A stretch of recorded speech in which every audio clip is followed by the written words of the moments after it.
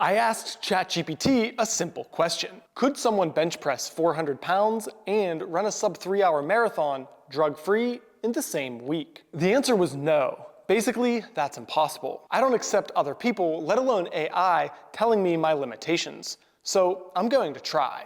But before we go deeper into the how and my why behind this challenge, let's define exactly what the challenge is, because maybe one of you can beat me to it. The marathon has to be a sanctioned city marathon on a flat course or harder, no downhill courses. The bench press has to be done in a full IPF drug-tested powerlifting meet. This means strict judging, calibrated plates, and drug testing to Olympic standards. Both have to happen in the same week. I'm also going to be attempting a 150-pound weighted pull-up and a 500-pound deadlift for extra fun, but those are secondary goals to the marathon and bench press. On the surface, this sounds like it's about numbers. Perfectly round weights and milestone barriers that amount for bragging rights, but it's really not. I train a lot of junior high and high school athletes, and I want to be a real example for them, not just someone who talks about focus, discipline, and hard work. We frequently discuss doing the small things right, showing up consistently, training intelligently, taking nutrition and recovery seriously. This challenge is meant to be proof of that. Something they can't ignore or write off as a speech that sounds good, but just gets forgotten. This goal demands those habits. Strength and endurance sit on opposite ends of the spectrum, and no one is gifted at doing both at a high level. You can't fake these results or hide behind natural talent. And I want to be clear, I don't actually care if I accomplish this goal. What matters is seeing who I become by committing fully to something far beyond where I am right now. That's the question I want these athletes to wrestle with. And really, it's the question for all of us. Who can you become if you stop wasting time, focus your energy, and actually give your best? However, just because I set a big goal doesn't mean I'll do it. There is a real obstacle that exists for me. I don't think this is actually possible for me using normal training methods. Right now, I bench around 345 pounds at 175 pounds body weight. I can't gain much weight if I want to run the sub 3-hour marathon, and I'm already fairly advanced with good technique. So the question becomes, how do I add roughly 60 pounds to my bench while running 50 plus miles per week without adding muscle? That question matters far beyond this challenge, because it's easy to let conventional wisdom quietly define what you think is possible, especially when it sounds reasonable. I can't rely on hypertrophy, and my neural efficiency is largely tapped out. Most would accept that limit and stop. It's a big goal, and not within my abilities. I decided to think differently. I'm currently developing a new training approach focused on increasing tendon strength. If it works, it could allow meaningful strength gains without additional body weight. I haven't seen anybody do this successfully before, but based on what we know about tendons, it makes sense and is worth trying.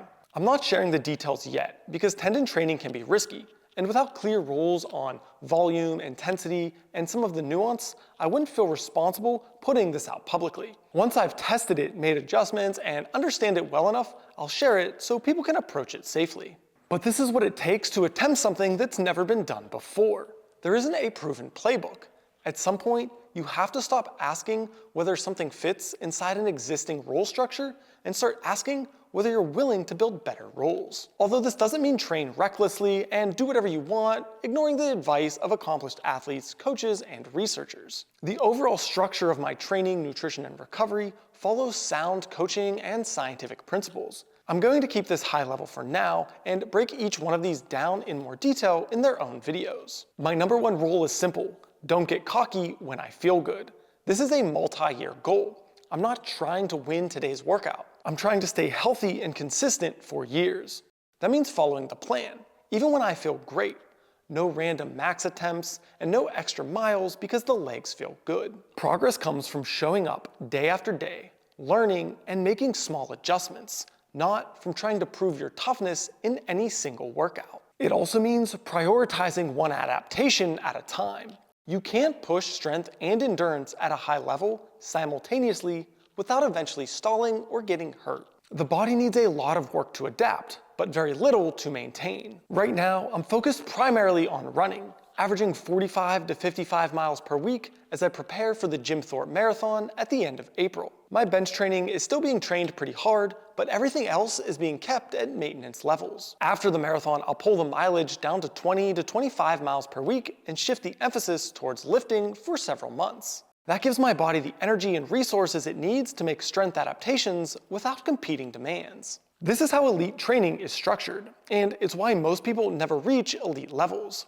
Ego, impatience, and the desire to do everything at once quickly stalls progress. You can't have everything right now. You've got to build it one layer at a time. For the upcoming April timeline, my targets are a sub 315 marathon and a 365-pound bench press. Both are currently realistic targets, but are certainly no guarantee. With all this training though, I need to make sure that I fuel it properly. My nutrition plan is a modified version of the vertical diet created by Stan Efferding. The idea is simple: focus on a small number of high-value, easy-to-digest foods and progressively increase them as your body adapts. Just like with training, nutrition is progressed gradually.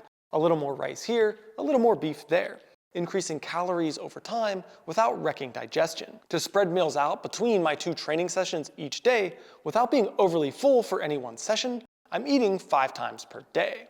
And the last piece to this puzzle comes from actually using this food to build a stronger, fitter, and more resilient body. This makes sleep of supreme importance and is where your body actually does all of its repairs and makes adaptations. I aim for 8 hours every night with short power naps in between my 2 training sessions each day. Some stretching, hot tub, and other relaxation methods are sprinkled in, but they are secondary pieces. I'll break down my exact routines and reasonings in future videos, along with providing ways that you can adapt them to your own schedule and goals. This though is the framework for elite, long-term training. If you want to follow a real-time case study in long-term intelligent training, you're welcome to follow along. I'll be documenting the process honestly, the wins, the mistakes, and the adjustments, so you can see how training, nutrition, and recovery are applied at a high level. That's what Immortal Power is built around. This channel exists first and foremost to share clear, practical training education for serious athletes and coaches. This challenge is simply one way to bring those ideas to life in a real, accountable way. If you're here for the journey, great.